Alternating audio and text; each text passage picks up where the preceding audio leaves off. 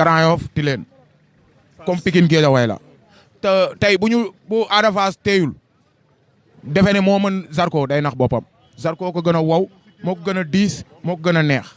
gis nañ Balla Gaye 2 tamit ñi ko doomu dëggal bu def looy wax ci combat boobu. waaw mais Ada Fass tëlewul bëre bala maa point foofu mu yaakaar ne man damaa waxal Zarko rek bàyyi Ada Fass parce que laa mu nekkatuma si ay benn mbër kese damay analyser rek buñ paree ñu constat.